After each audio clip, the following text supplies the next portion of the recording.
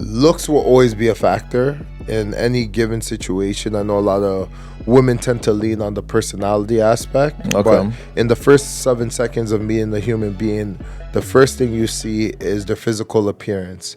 And that physical appearance, whether that's the way that they dress or their imagery. If people were to judge him off how he dresses, right?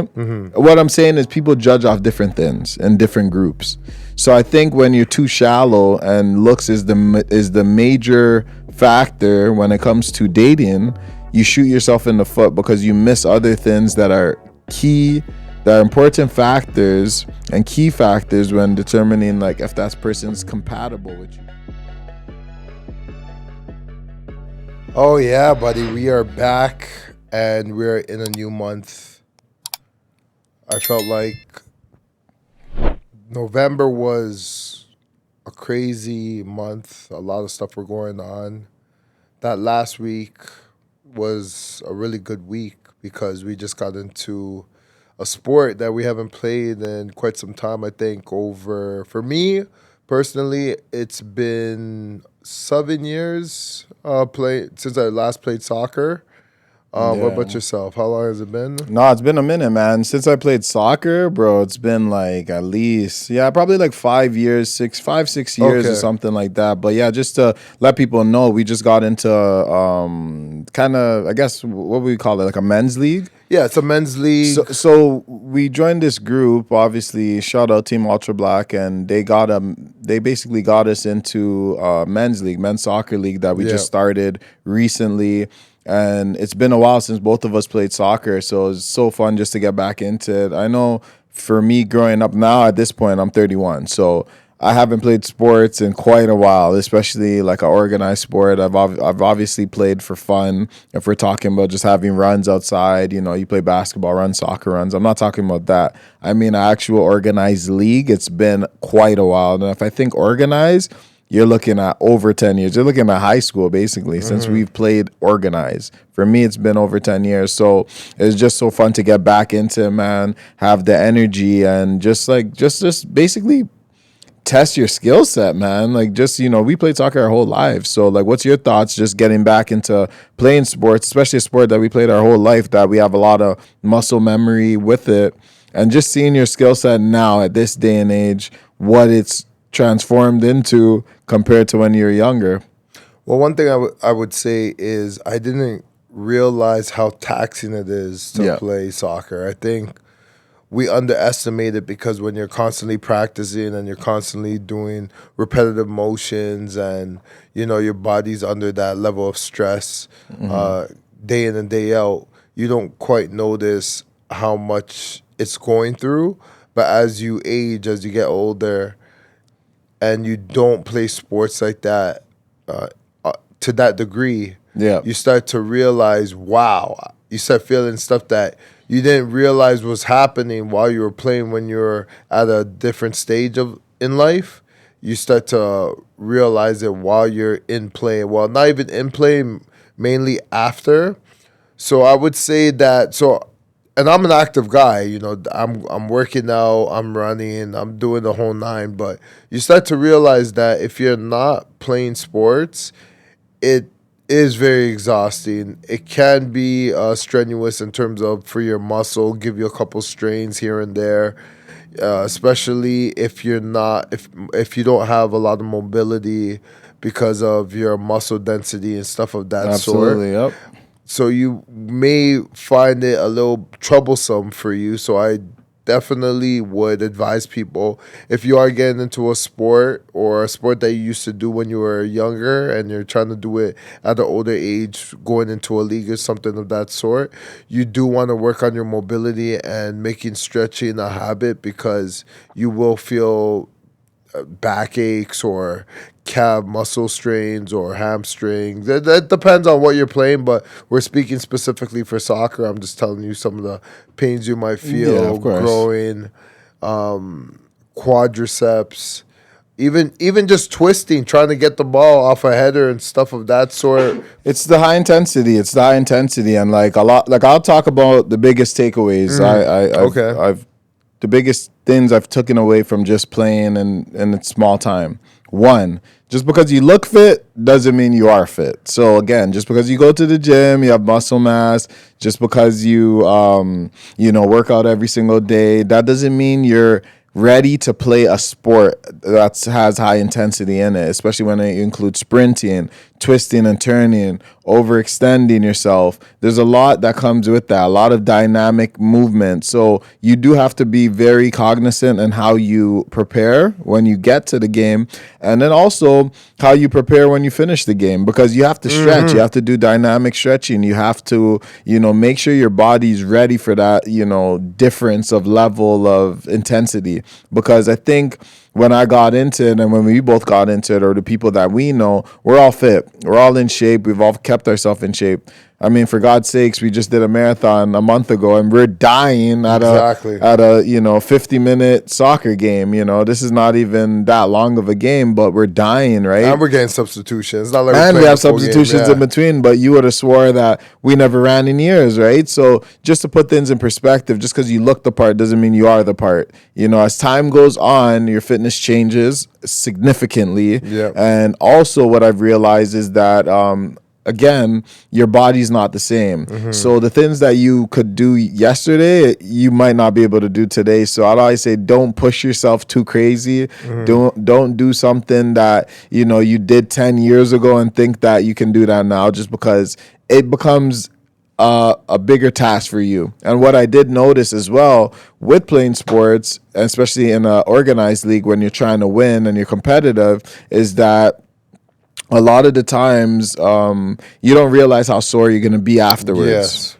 So you really don't know the toll it takes on your body till you're actually out there and you're playing competitively. So I would say make sure you're recovering well, make sure you're getting the right rest, and you're stretching, I'm doing whatever, massage gun, doing whatever you need to do just to keep yourself healthy. Because what I did notice is that at this age, I feel the pain a lot more after games than I did when I was younger. Sometimes I could finish a game. Yeah, you'd feel sore maybe for a day or two. But these days, I'm feeling sore for a little bit longer than that. So I realized that I got to work a little bit more on my recovery and just getting myself prepared for the next week and the next week, especially when you got a lot of games going on. So those listening, just because you're in shape, or just because you see other people are in shape doesn't mean they're necessarily ready to go play an actual game. It's very different. Don't overestimate yourself. Take it easy on yourself. Ease into it. Big thing is ease into it. And again, don't be scared too much of injury. Go there to enjoy yourself. We're there to enjoy ourselves. I'm enjoying myself right now at this stage of my life, just being active, doing things that a lot of people don't do at this stage. So just proud of that, and always trying to put myself in positions where, I'm fit enough to do certain activities even as I get older. Also, I would like to say that another thing when it comes to, playing sports again, is take it as another challenge. Once again, you're putting your body through the fire. You're testing your limits. You're trying to see what you can and can't do. And just like anything, when you first started again, it takes time to build up. It takes time for you to get back. Oh, yeah. But once you get a momentum going, it's a little bit more smooth sailing. Oh, for I sure. would say. For sure. So yeah. I think a lot of the time when people get to a certain age, you're a little scared of what may happen when you're trying to get into a sport again. You're scared of the injuries. You're scared of what you're capable of. You're scared of the recovery time and how long it's going to take for you to get to where you need to be. But as long as you stay with it, as long as you do the preparations in terms of before going into the game, making sure you're stretching properly, and when you're ending off the game, making sure you're doing a cool down, you should be fine, because technically you're not old till you're about 60, 65. So anything prior to that, I can't give people an excuse, because you can always bounce back if that's what you want. Funny, we used to laugh at like those guys that would play in like men's league when they're older, in their 40s, 50s. We're like, look at these guys, with their beer bellies and stuff like that. Trying to relive their glory days. Yeah. But like, to be honest, I got humbled. Even with being in shape, I was gassed. I was, not embarrassed, but slightly, just to say like, you scored a goal. I did score a goal. But I felt like even after I scored that goal, I was gassed. I went right off the bed, subbed me off, buddy. I'm done.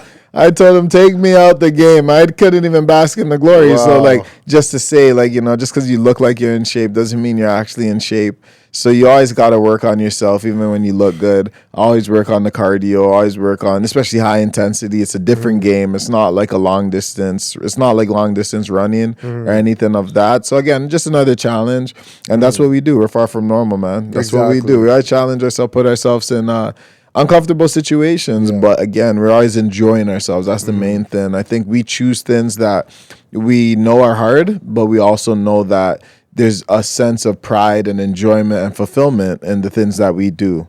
100%. And it's funny that ties into what happened after that, because the following week, we just finished coming off a party, which is with the same group, Ultra Black. Yeah.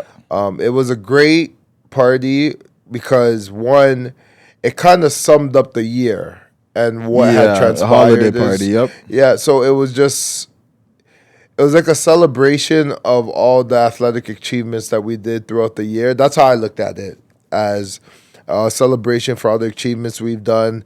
It's also a celebration of bringing Black folks together and making a community together, and what you can achieve within a year. Within a simple year, yeah. So that was big in itself, and in that party, I felt that it was a great way of connecting people together. It showed the importance of community. Yeah, it showed the importance of community, but it also showed an outlet for man and woman to come together. So if they were looking, so if they were looking for a specific guy, they would be able to find it there. And if the guy was looking for a specific woman, they could find it there, or they can proceed to go and check and do further investigation in terms of, are they compatible or are they not compatible? And that leads me to the question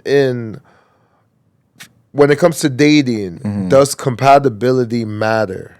Yes, that's an important question because, like you said, even at that party, just to put things in perspective, you had a lot of probably single women and a lot of single men. And the group obviously is coming together because of commonalities. Yes. That's why the group is what it is. That's why the community is what it is.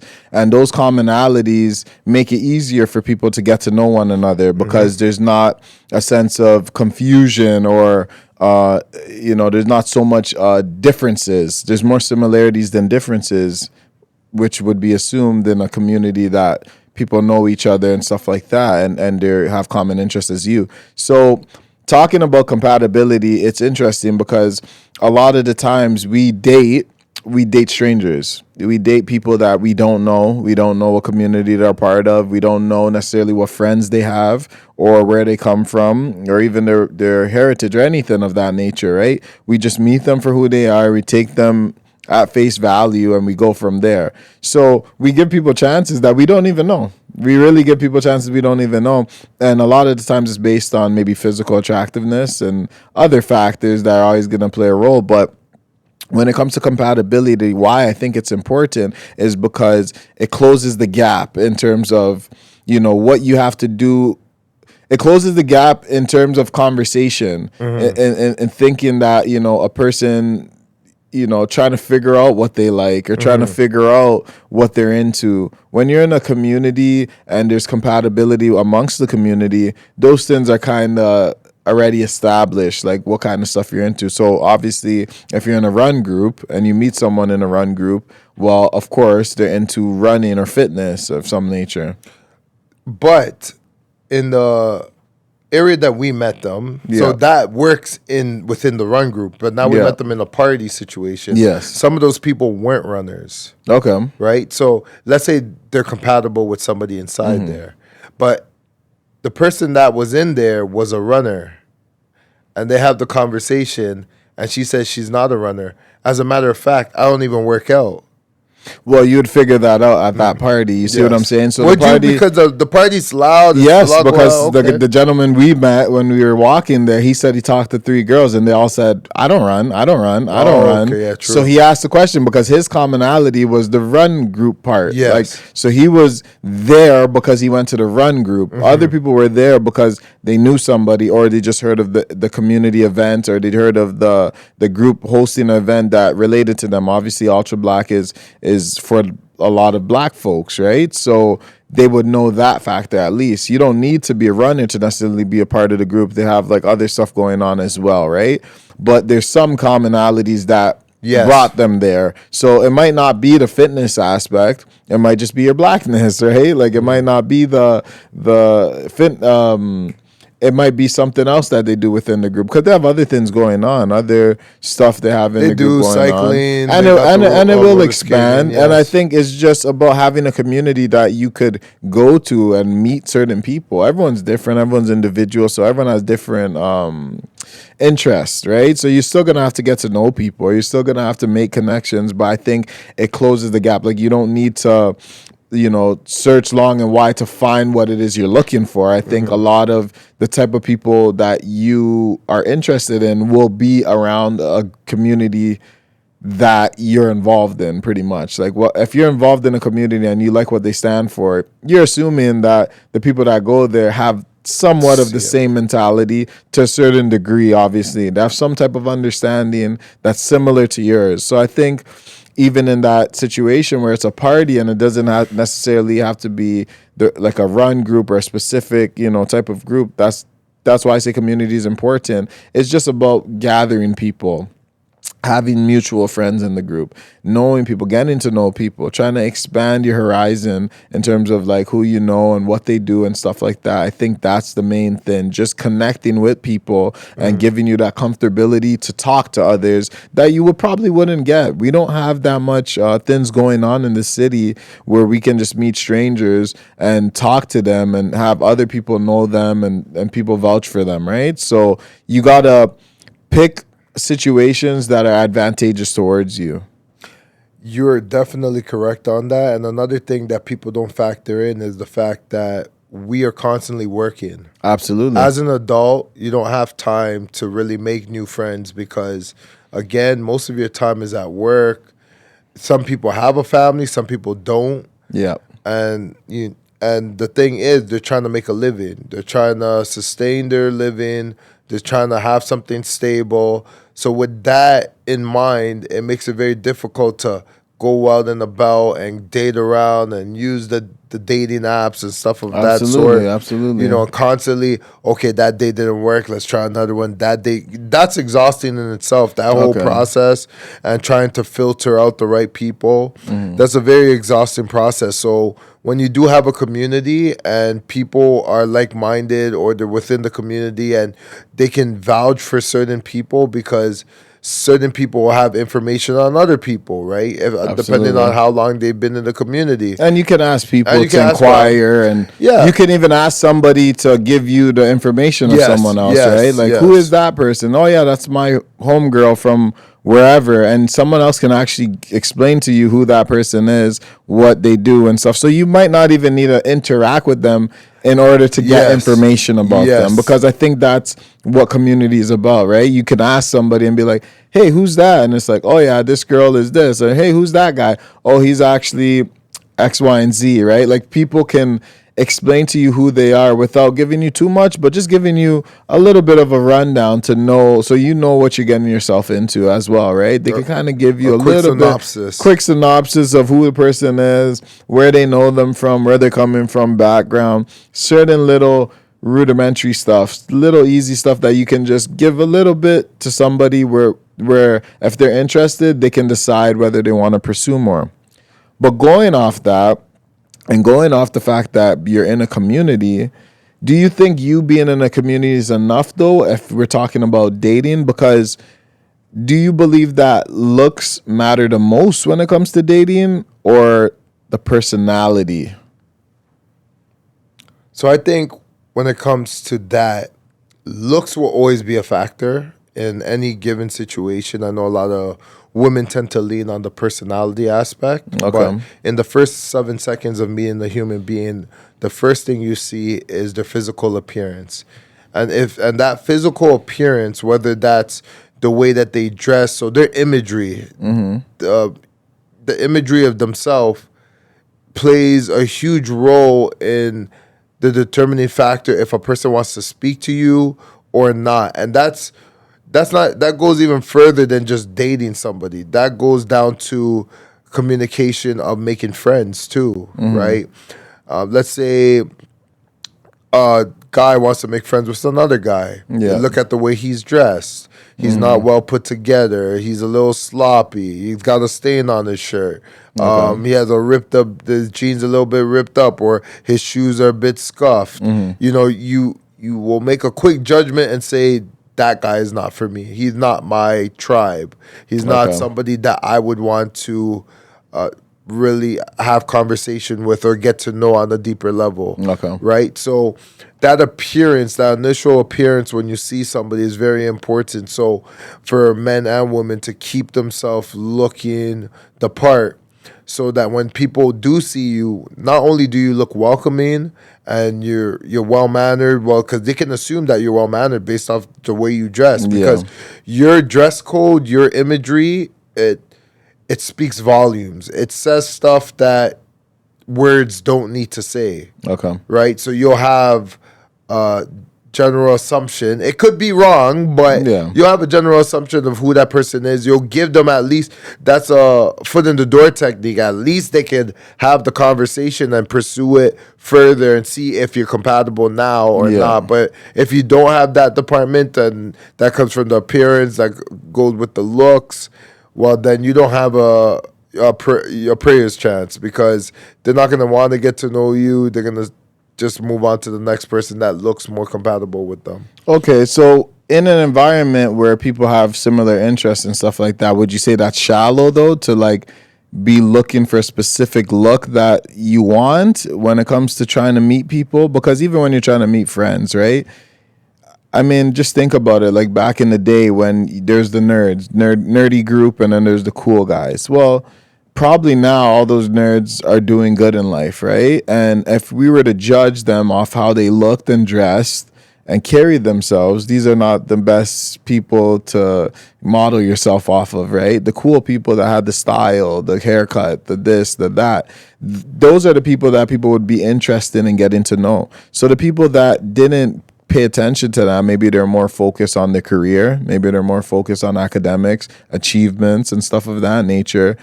Don't you think that they fall below the waistline then, if that's the case, if we're judging based on how they carry themselves or how they put themselves together? I think sometimes people misinterpret that aspect of, because they're a nerd, they ended up doing well in life. There's people that look like nerds that are not well put together that don't end up doing anything in life. Let's just put an example, like a Steve Jobs. Like, he probably wasn't a guy that was getting women off his looks. Yes. You see what I'm trying to say, right? Yeah. So if people were to judge him off how he dresses, right? Mm-hmm. What I'm saying is people judge off different things in different groups. So I think when you're too shallow and looks is the major factor when it comes to dating, you shoot yourself in the foot, because you miss other things that are key, that are important factors and key factors when determining like if that person's compatible with you. Because we're talking about compatibility, and compatibility, I think looks and attraction is important, but I think compatibility is more important. That's the problem I think we have in the dating world in this day and age. We prioritize looks, and we say to ourselves, well, yes, you need to look a certain standard, but then it's like, okay, but what's that standard? And you go, well, I have to be attracted to you. Well, there has to be a baseline. Well, there's always going to be a baseline of what you're attracted to. But I'm not saying they have to be super attractive, but the baseline. But I always have to ask the question, like even the question of you being attractive, when did that become a thing? When did you have to date someone that's attractive? Why does that make any sense? Where's the logic in dating someone based on attraction? I think that's a really good question, because animals are not basing procreating off attraction. But they're also not conscientious. So you think that us being conscientious, or is it media that has determined this? I was going to say media as well. But the thing is, beauty standards are different in every culture. Because of media? Yeah, for sure. But even in places where media is not prevalent, like let's say we talk about a village where they're not watching television, they're not exposed to a certain level of media. How do they determine beauty? Because even within their tribes, there's a level of beauty standard, and what's considered as beautiful and what's considered as not so beautiful. So there's a courting process, nonetheless. I wonder if that's the case. I see it. I've watched documentaries where there's a courting process and there's certain distinct features that they would be looking for in order to determine if a woman is beautiful. But is that attractiveness or is that better qualities, better genetics? I think that could be more genetics. That's what I'm trying to say. It's genetics based. It's not based on the fact that someone's more attractive, but you're not going to date someone that looks sickly and is all skinny and doesn't have anything much to them if you want to have a kid with them, right? You're going to date somebody that's a little more meat to them, that looks like they can handle a child. Yes. Like they're so more pragmatic. Yeah, so people so attraction, if we're saying attraction is healthy looking, yes, I understand that. So maybe that's where we kind of confuse things with health and attraction, because I think a lot of people just want someone that's healthy. Yes. More so than like super attractive, because again, attractive, that's subjective, right? Subjective. That's subjective. But if a person's healthy, because you might not want to go with a woman that's 300 pounds because you're thinking of the health factors. You might think, yeah, she has a pretty face or whatever, or even someone might be a chubby chaser, right? Like you might be attracted to that.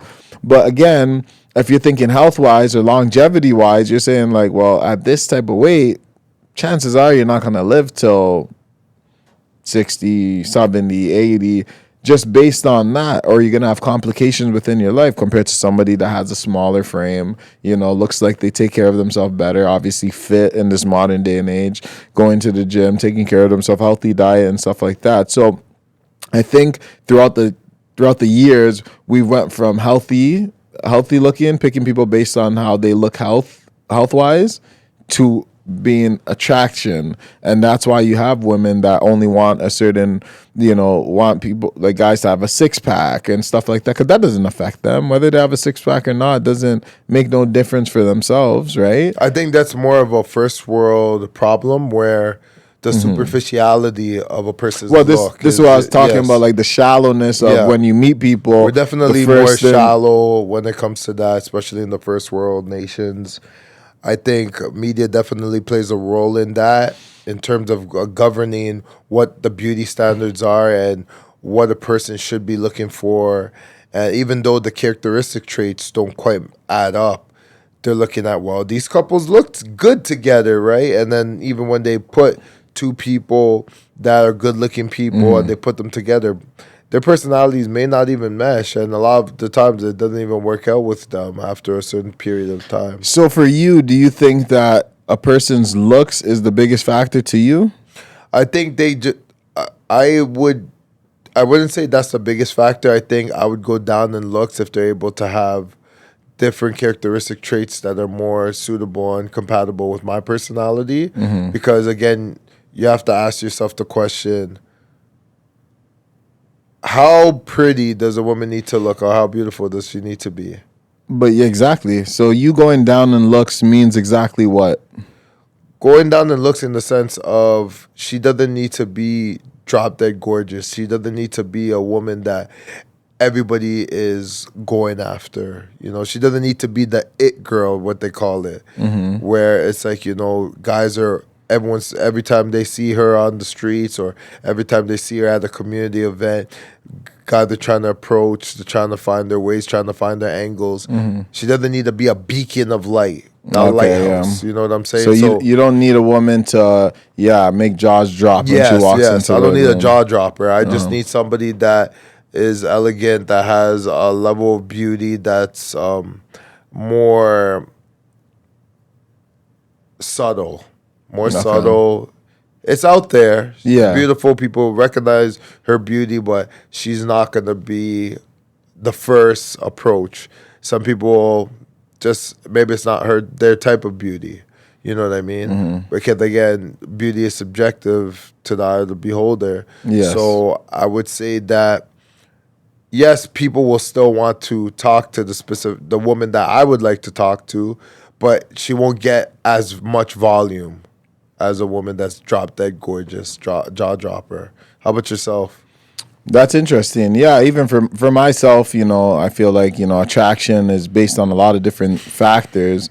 Of course, you'd love to deal with a woman that, is the apple to your eye. Yes. Basically, a woman that, that you see her and you're completely infatuated. This is what has been sold to us, right? When you see a woman and you're like, wow, you're so gorgeous. And sometimes we get this urge when we see beautiful women. But then we lose all our faculties. We lose all our faculties. So that there's the danger with that. So that's why I wouldn't want to deal with a woman that I was, overtly infatuated with, because I would know that I would maybe be out of my character, dealing with them. I might have to do things or feel like I have to do things in order to keep them or keep them happy, because a lot of guys are vying for them, right? So I wouldn't want that type of headache. So I would rather watch the art from afar, like they say. I'd rather see it from afar, just admire it. Yes. in its form, like almost like when you go to a museum, you can see paintings and all these sculptures that are beautiful, and you can admire it, and you can see, and you recognize how beautiful it is. But it's like, I'm not going to purchase that. It's out of my budget. It's out of my realm, and I don't want the responsibility that comes with that. That too, because you better believe a woman that is very attractive is getting pursued by many, and she might have in her head that she's a one-man guy and you might be enough for her, but that insecurity might still creep upon you to think that you're insufficient for her, right? That you're not capable to keep her attention for too long. So that type of insecurity might eat at you. Now, some guys don't have that insecurity. They can deal with a gorgeous woman and feel like she's a normal woman. So it's dependent on your own confidence, I would say, dependent on your own experiences. But like I said, when it comes to attraction, I have the same mentality as you, where I don't need someone to be drop dead gorgeous. I just need them to look to what I would say is my standard. So they would have to look attractive enough that, I can see myself dealing with them for a long time. I have no problems with how they look. I have no problems with their health and, how they take care of themselves. But I think, even like I said, when it comes to attraction, there's going to have to be other factors, like obviously like going to the gym, healthy eating habits, because you can be with someone that looks very good, but she can have bad habits. And I would have some understanding to know that if you have these habits now, in 10 years, most likely your looks are going to fade and you're going to turn into something else. Because I don't know if you've seen people, I've seen a lot of people like that are older, right? And they'll show me their past photos of how they used to look. And trust me, it's a big difference. It tells you in this life, as time goes on, big changes can happen. 100%. Someone can look gorgeous today. Someone can be a model today.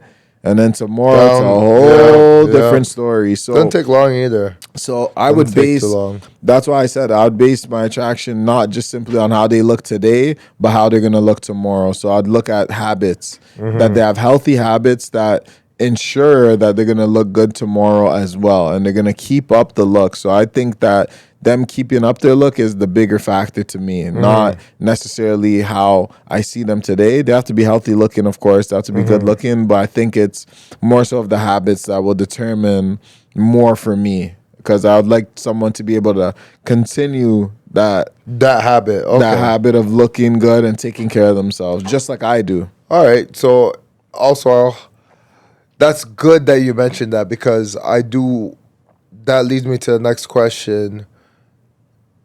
How much are you willing to take in when you're in a relationship in terms of the flaws of a person?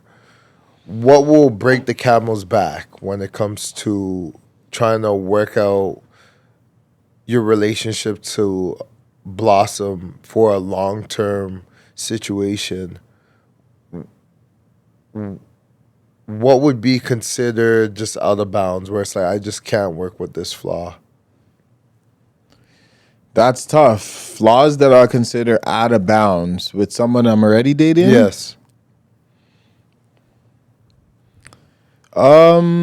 With someone I'm already dating, Or you don't even need to say, it doesn't even need to be you specifically, but let's just say generally speaking. Like, what would be considered a flaw that I don't think a person can necessarily get out of? I think, what would be a flaw that in just a relationship in general? Well, there'll be a couple things, right?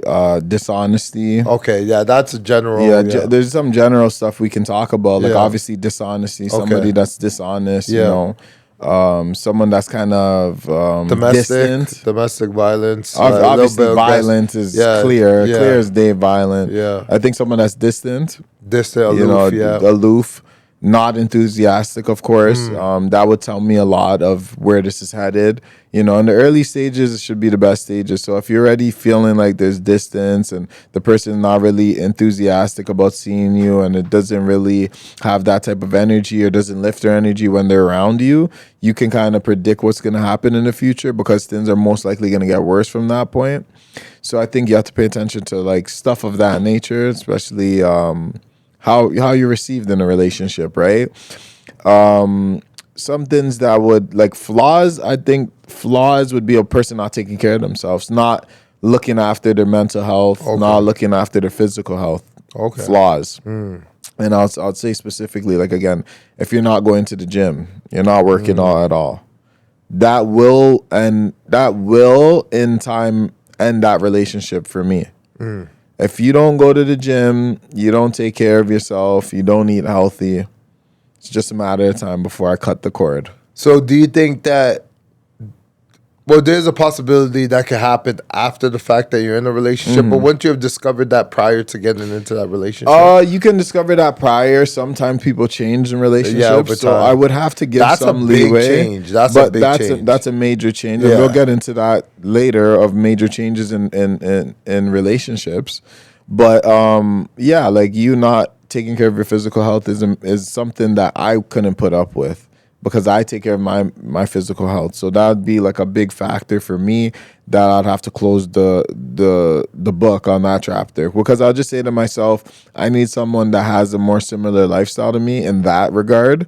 Everyone's different. That's not important to everybody, but to me that would be important because I take care of myself. I wouldn't want someone's bad habits to take me down. I wouldn't want them to take me down with their bad habits and maybe laziness or, it's almost like lack of ambition, like how some people wouldn't want a guy that's not ambitious and doesn't strive for more. He works his little simple job and comes home. Some people are not attractive to that. They want someone that's like thinking bigger and has bigger plans and has, all these ideas that he wants to pursue. A lot of people like that because it brings energy to the relationship, brings energy into life. I would want somebody that has energy. Again, lack of energy, lack of like vim for life, right? That's going to be another flaw. So somebody that's not, enthusiastic about waking up in the morning and going after it, that's a flaw that I can't deal with. Someone that has a lot of trauma. Someone that has a lot of past trauma they never dealt with. Trauma with their family members, trauma with their, past relationships and stuff of that nature. I think that's where, I may draw the line as well, because again, I'm not a therapist. Even though I might be in a relationship with you, I can't solve your problems. I'm here to work together so we can do something together, but I'm not here to solve problems. Now, I'm not saying I wouldn't work with you and try and get you the help you need if it came down to it, because relationships can go any which way. If I really believe in you, I'll put in the effort to see it through that we get you the help you need.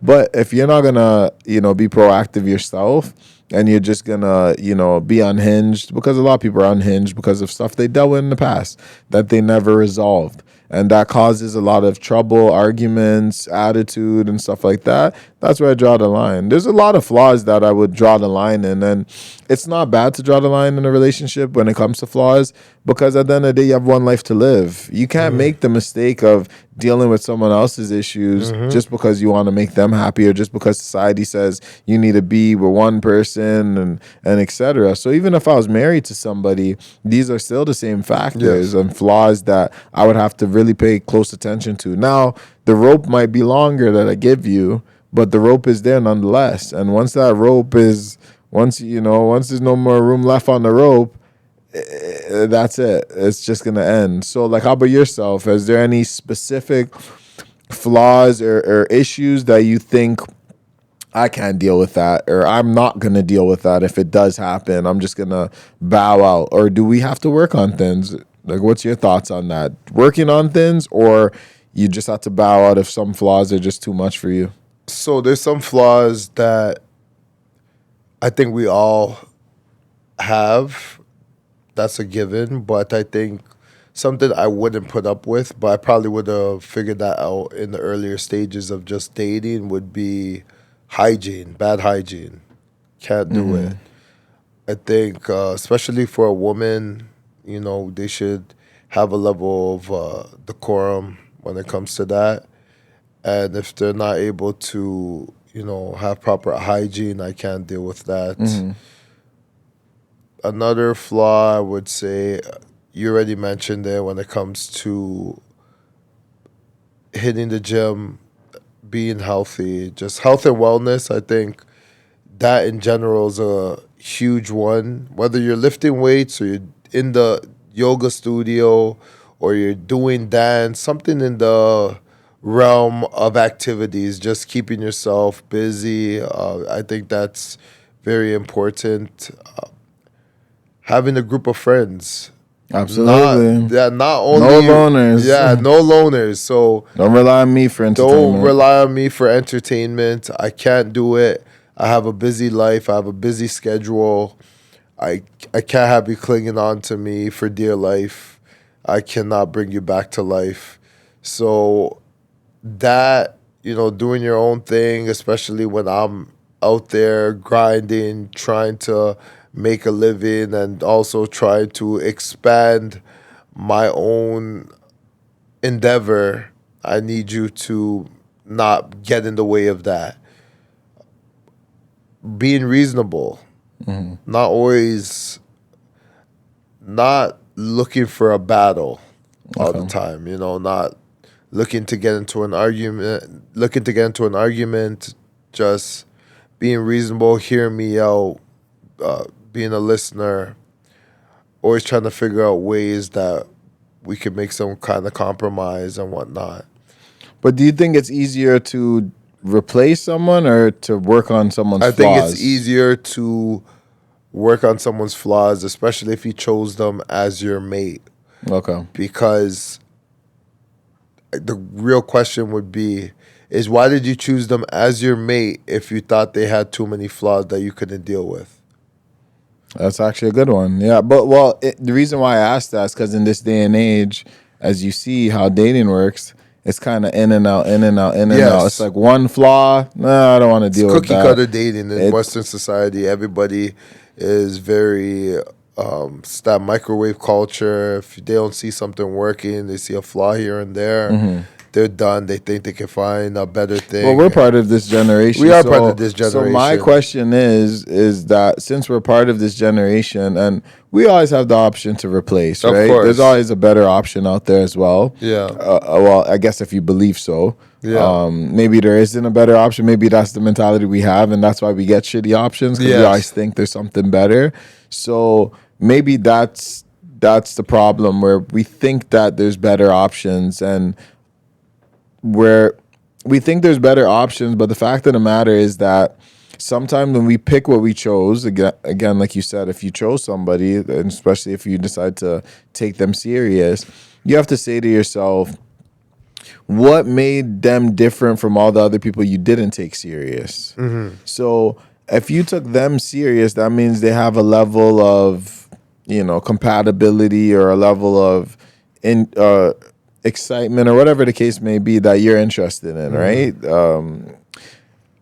But again, if you're quick to replace, who's to say that person won't have flaws, right? I am going to play devil's advocate right now and say that sometimes people get into a relationship for the wrong reasons. That is true. So sometimes it's not even necessarily because the person was compatible with them. It was just more of a convenient, because of where they were in their life. Like, a woman could have been in a past relationship, but the fear of not being in a relationship, that anxiety of not having nobody, they could just jump into the next into another relationship with a guy, or just try and force the process just to be back into a relationship, just to control their anxiety. So I feel sometimes that people do get into situations where they shouldn't have been in, but just because they couldn't control their emotions, they decide to get into it quicker than expected. Okay, speaking on that, I have a question. Would you have a problem if a person you're dating was in communication with their ex? Most definitely. How about if you're freshly dating them?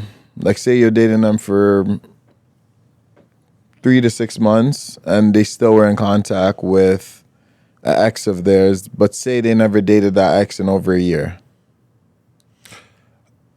I would definitely have questions for why are you guys still speaking to one another. And the fact that you guys have a history with each other, I think that would be the most, what's the word that I'm looking for? It would be that would be very strange. I'd find that very strange, and also that level of connection is a little uncomfortable for me, because you guys were together at a point in time, and you guys also had sexual relations. Okay. So it goes beyond friendship here. You guys were lovers.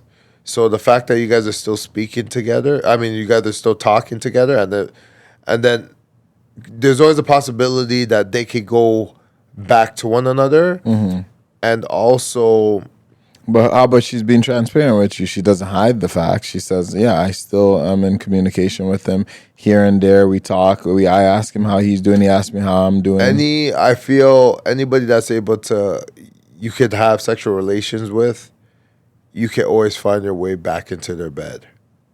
You wouldn't. So if you found out someone you're dating was in communication with their ex, would you stop it there, or you need to ask questions? I'm gonna ask questions first. If I don't like the answers, then I'm gonna have to say, you know what, I don't feel comfortable with this situation.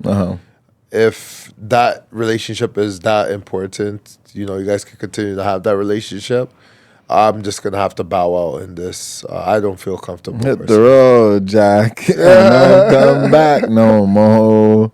Yeah, no, I would be the same, under the same impression. I think I wouldn't want to put up with that, and I wouldn't want to deal with that. So, like, I guess I get what you're saying, but it is funny because with communication, there's always going to be, these little issues that might come up in a relationship. If someone knew someone for a long time and were a part of their life, sometimes these people have ways of kind of lingering, kind of hovering around relationships and stuff like that. And I've always wondered, some people have their ex as their friends, right? Or go to community groups where their ex is around, right? That one's pretty straight. There's lots of those scenarios where people... you can't really do much about that one. I would say that one is more of like, I can't control the community in which I'm in. Yes. If they show up, they show up. If it's a high and buy situation, that's it's not a problem. But now you guys having long, drawn out conversations, ha ha ha, ki, and now I have questions. But how about if it's not friendly and you're in a group? Like, the guy too, you're in a group and he happened to be there, and it's like, yeah, I happen to date this guy, but he's part of the same group I'm a part of. Like, what would you do in that situation where they just see them when they go out to that group, but say they have a cordial, friendly relationship? That is a good question. I think. Do you feel jealousy there? Do you address that? Do you leave it alone? What happens? What's the conversation when you get back home? Well, I guess the conversation will be, where's your head at in terms of, like, how do you feel about this guy? I think that conversation would take place. Like transparency. Yeah, transparency. I think I don't want to make any assumptions when I don't really know what's going on. So I don't want to put myself in this space of, oh my gosh, like, what could possibly be going on?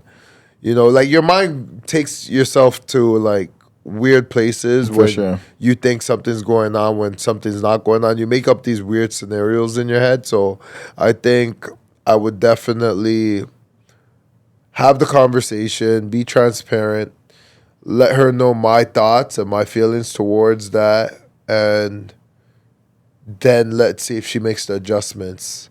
If she can't make the adjustments, then I mean, I don't see what else we have to talk about, because I'm pretty sure there's gonna be situations where she's gonna have the conversation with me, and I'm gonna have to make certain adjustments because she doesn't feel comfortable in certain situations, and then I'll have to go from there. Actually, it reminded me of a story of when I had a girl one time, and we were going to a club, and as we were going to the club, we were at the front of the club, and she goes, but she was like kind of looking weird. She was feeling kind of weird. So her body language was kind of like, I don't know, like hesitant. Like, I don't know if I want to go into this club. So I'm like, oh, like, what's the big deal?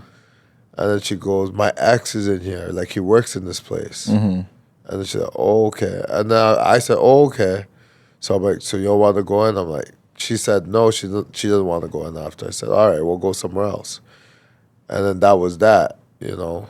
Yeah. It would have been an awkward situation for her. Yeah, she knew it could potentially cause issues, probably with you being there and her being there and him being there. Yeah. So she just said, you know what, let's just go somewhere else. And that was that. And yeah. Okay, speaking on that, I want to talk about how being able to forgive and how that affects a relationship, and whether you're willing to forgive somebody within the boundaries of a relationship. I think we don't talk about that, right? We can talk about, when they say forgive and forget. Yeah. Well, are you willing to forgive somebody in a relationship for a blunder in a relationship? Because a lot of the times we get into these, especially if we talk about marriage or talk about long-term relationships, there's going to be things we don't like. Oh, yeah, for sure. There's going to be apologies. There's going to be explanations that are going to happen in a relationship. Relationships aren't perfect. You can't have that expectation that it's just smooth sailing from day one. Siblings aren't perfect. We have brothers and sisters. They're not perfect. We're not going to like every move that they make, right? And you have to be willing to forgive them, even when they say something or do something that is extremely disrespectful. So how willing are you to forgive a partner that betrays you? Betrayed me to what degree? There's degrees of betrayal. There's some betrayals you could forgive, but there's some betrayals where you just can't come back from. So would you forgive a cheating offense in a long-term relationship? Do you need any explanation, or do you just need to hear that cheating allegation come through? Do you need an explanation? Are you going to try and figure out why and how, or do you just say, I'm done? I can forgive a cheating offense. You could forgive a cheating offense? I could. Why do you think people have trouble with forgiving something like cheating? I think social media, the way it's presented on social media, it's like a grave offense. I think people bought into that notion that cheating is something that is a moral sin, that should never happen, that should never occur. But people are people, humans are humans. That's something that's part of the human psyche. Sometimes they will fall astray, and they will, in the moment of weakness, go into a situation and cheat or whatnot. In terms of, I think it's mainly a conversation to find out like what exactly happened. I don't think that will break the camel's back for me personally. I think personally for me, I would be too busy with what I got going on to worry about something that's so insignificant. Especially if it's just sexual. Yes, sexual, yeah. If it's emotional, though. If it's emotional. Like a private relationship.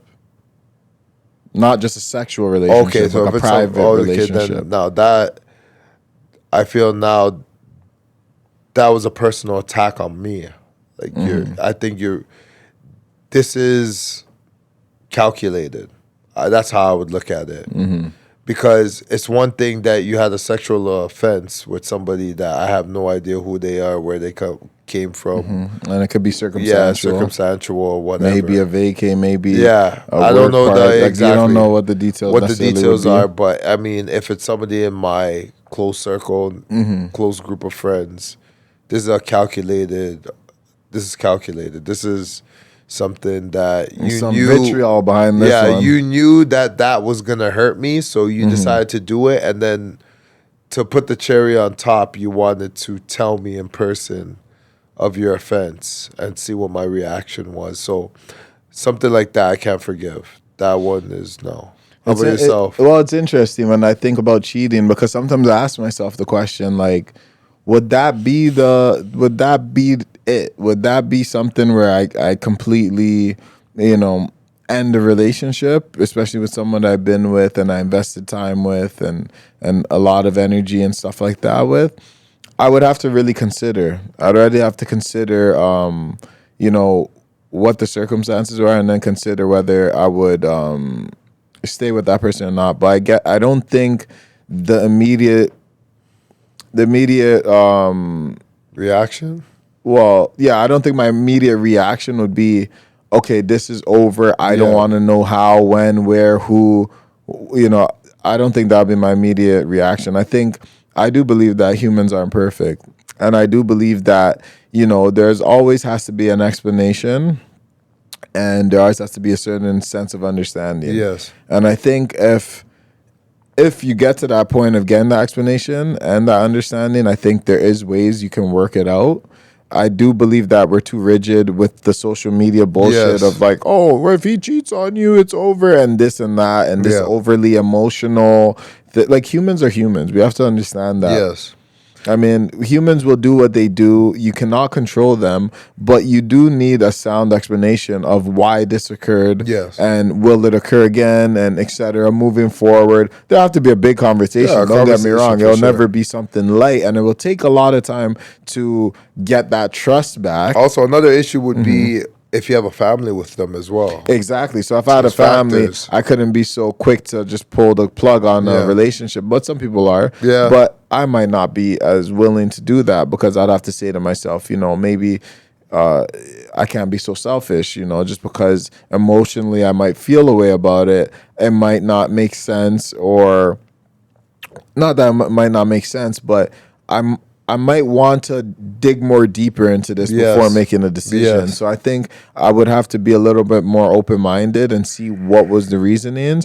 But I do believe that, in a relationship, you got to be open to a lot of things. I think if you really want to make it in a relationship, this day and age, there's so much factors, especially when it comes to, and I'll even say cheating, not just sexual. I'll say, because a lot of people, they consider cheating if you're just talking to someone on the side.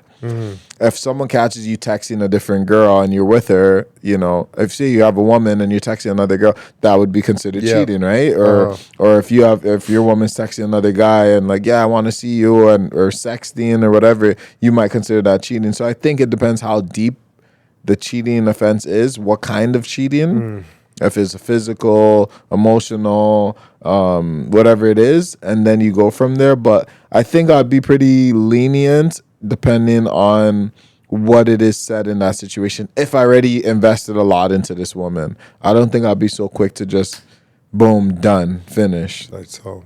Yeah, but it's just interesting to talk about, just because a lot of people that get into relationships, I mean, if you're not willing to forgive somebody, I think that chances of that relationship lasting long is very unlikely, I'll be honest. That is very important, and I definitely agree with what you're saying when it comes to that. I was going to say, what would be your final words or final word to describe this podcast, at least? Describe this podcast, I think understanding. I just say understanding. I think that, like, relationships are hard. We're talking about compatibility. Yeah. We're talking about flaws in relationships, whether you replace somebody or you work with them. We're talking about cheating. We talked about a lot of different things that are deep, right? When it comes to relationship, I think the biggest thing is having understanding when it comes to picking your partner. being willing to understand things that either work in your favor or against you. You have to be able to listen and understand. And I think that's the only way to like make a strong relationship happen. Because without understanding, again, we're just gonna replace, move on, and keep playing this cycle and do this kind of this game we're playing. And I think nothing gets accomplished by that, because hurt people hurt other people. Yes. And we just continue down that path. So I think that there's gonna have to be points in time where someone's gonna have to be the bigger man, someone's gonna have to be the bigger woman, someone's gonna have to forgive, someone's gonna have to take an L. Life's not about everyone getting W. So I think you have to have that understanding that in life you might take W sometimes, but you might take L's as well. But doesn't mean the season's over. It doesn't mean you can't bounce back. I think you just have to have understanding when it comes to a relationship if you truly believe in that person. Okay. I would say my word would be patience. I think for any relationship to flourish, you would need patience. You would need, as you said, understanding. You would need a level of compromise, just compromising certain things in order for you two to see each other's point of views. And when it comes to long-term relationships, it's not cookie cutter, microwave, where things have to be fast and fiery all the time and fierce. That's in the movies. Yeah. That's not the reality of life. Things are gonna be slow and monotonous and repetitive, and things are always gonna be hot and heavy. You know what I mean? So I think a lot of people need to stop taking all their relationship advice off social media and see what works for them while they're in the relationship, and make the adaptable changes or adjustable changes when necessary, and go from there. That's the best way to keep your relationship going, and then just adjusting as it continues to flourish. Absolutely. No, that was great. Yeah, that's I couldn't have said it any better. I think that's just the main thing when it comes to relationships, guys. You got to work on it. You got to be willing to sacrifice, be willing to forgive. All these things come and play a factor in any long-term relationship. I think that's what we got on the topic for today. And that is all. Yes, This is sir. Far From Normal podcast, and we Are are out. Deuces. Peace.